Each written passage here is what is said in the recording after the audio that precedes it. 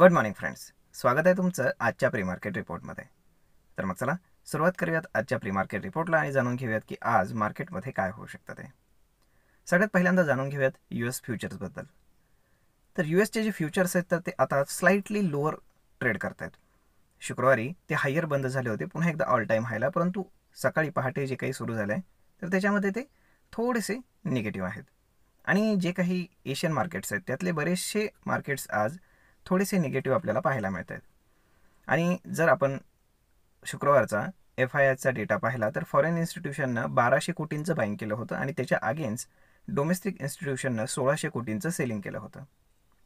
म्हणजे गेले काही दिवसातला सिनेरिओ जर आपण पाहिला तर डोमेस्टिक इन्स्टिट्यूशन आपल्याला प्रॉफिट बुक करताना दिसत आहेत, परंतु सडनली ते कधी कधी बाईंगही करतायत. त्यामुळे एकंदर डिरेक्शन क्लिअर होत नाही आहे. आता जर आपण या सगळ्या गोष्टींचा इम्पॅक्ट जर पाहिला आणि प्लस आपले जे ADR तिथं काम करत आहेत तर त्यांचं जर गणित पाहिलं तर HDFC बँक आज फार फोकसमध्ये राहणार आहे. आणि दुसरी गोष्ट म्हणजे रिलायन्स. HDFC बँकसाठी बॅड न्यूज आहे, कारण HDFC बँकचा ADR हा 7.5% US डाऊन आहे. आता त्याच्यामागे खूप सारे रिझन्स आहेत, परंतु सेबीने जे काही रिस्ट्रिक्ट केलं आहे त्यामुळे आपण डिरेक्टली इथे स्टॉकचं नाव घेऊन त्याला रेकमेंड करू शकत नाही आणि मी कुठलंही रिकमेंडेशन देत नाही आहे. मी फक्त तुम्हाला न्यूज सांगतो आहे. तर न्यूज अशी आहे की जे काही HDFC ग्रुपचं किंवा HDFC बँकचं जे काही बिझनेस आउटलुक आहे तर ते म्हणावं असं चांगलं नाही आहे. आणि त्यामुळे हा सगळा इम्पॅक्ट पाहता तिथे US ADR खूप डाऊन आहे. आणि जिओसाठी चांगली न्यूज आहे, म्हणजेच रिलायन्ससाठी, कारण जिओने जे टॅरिफ वाढवलेले आहेत आणि प्लस जिओ स्वतःचा IPO आणणार आहे. आणि जिओ ही एक मर्ज असलेली एंटिटी आहे रिलायन्सची. म्हणजे जेव्हा ती IPO लॉन्च करेल तेव्हा सगळ्यात मोठा स्टेक त्याच्यामध्ये रिलायन्सचा असेल. मग या सगळ्या गोष्टी पाहता रिलायन्ससाठी ही गुड न्यूज आहे आणि HDFC बँकसाठी बॅड न्यूज. म्हणजेच जर आज तुम्हाला बँकिंग स्टॉकमध्ये जर पाहायचं झालं तर मग तुम्ही HDFCकडे पाहू शकता. आणि शिवाय बँक निफ्टीमध्ये सुद्धा सुरुवातीलाच एक चांगल्यापैकी मूव तुम्हाला पाहायला मिळेल. आता या सगळ्या गोष्टींचा इम्पॅक्ट जर आपण पाहिला तर गिफ्ट निफ्टी असं इंडिकेट करत आहे की मार्केट विथ निगेटिव्ह बायस, म्हणजे 30-40 पॉईंट नेगेटिव्ह ओपन होत आहे, विच इज ओके. कारण शुक्रवारी जो अपमूव आला होता रिलायन्समुळे, कारण रिलायन्सचा जो काही IPO येतोय त्याच्यामुळे, तर ती न्यूज होती फक्त. आणि त्या न्यूजमुळे रिलायन्समध्ये काय घडतंय ते पाहणं जास्त गरजेचं आहे, कारण रिलायन्समध्ये व्हॉल्यूमसुद्धा फार मोठ्या प्रमाणात स्पाईक झालेला आहे. आता आपल्या मार्केटकडे येऊयात. आपल्या मार्केटमध्ये जर आपण टेक्निकली पाहिलं तर पुट कॉल रेशो जो आहे तर तो 1.45च्या आसपास आहे. म्हणजेच काय, 1.5 तो क्रॉस करून जात नाही आहे मार्केट एवढं हायर असून सुद्धा. म्हणजेच काय की मार्केट अजूनही स्टील मार्केट बुलिश आहे.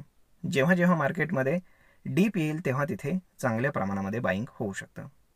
म्हणजेच तुम्हाला जर ऑप्शन्समध्ये काही ट्रेड करायचं असेल तर तुम्ही बाय ऑन डिपचा सिनेरिओ कंटिन्यू करू शकता. याच्यामध्ये जर आपण पाहिलं तर 23,800 म्हणजेच वीकलीमध्ये 23,800, 24,000 आणि 24,200 या ठिकाणी खूप जास्त पुट रायटिंग झालेला आहे.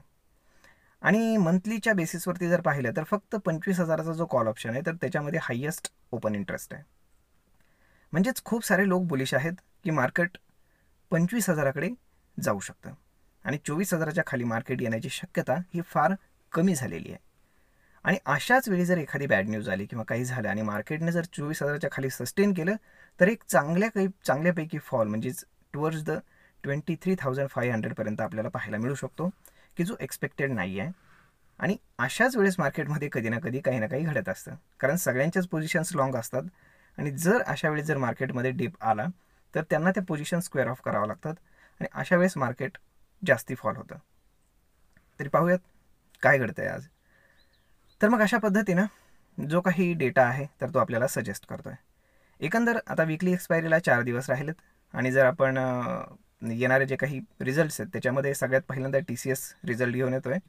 तर तो येतो आहे गुरुवारी आफ्टर मार्केट, म्हणजेच गुरुवारच्या एक्सपायरीपर्यंत मार्केट मे बी साईडवेज राहू शकतं, परंतु गुरुवारी मात्र मार्केटमध्ये काही ना काही हालचाल घडू शकते, कारण शुक्रवारपासून मार्केटमध्ये चांगल्यापैकी मुवमेंट येऊ शकते.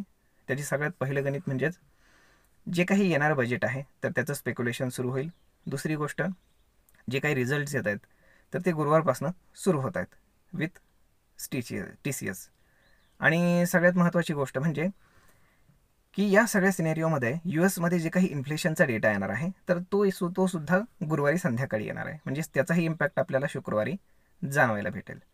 त्यामुळे त्या पद्धतीने तुम्ही तुमच्या पोझिशन्स ॲडजस्ट करायला विसरू नका. तर आय होप आजही मार्केट मे बी कन्सॉलिडेशन झोनमध्ये राहू शकतं. तर मग अशा पद्धतीनं तुम्ही तुमचा ट्रेड प्लॅन करायचा आहे आता तुमच्या लक्षामध्ये आलं असेल. तर मग भेटूयात पुढच्या एका नवीन व्हिडिओमध्ये. तोपर्यंत तुम्हाला आजचा हा व्हिडिओ, ही माहिती तुम्हाला कशी वाटली हे तुम्ही आम्हाला कमेंट करून सांगायला अजिबात विसरू नका. आणि जर आवडली असेल तर आपल्या जवळच्या मित्रमंडळींसोबत देखील हा व्हिडिओ तुम्ही शेअर करायला विसरू नका.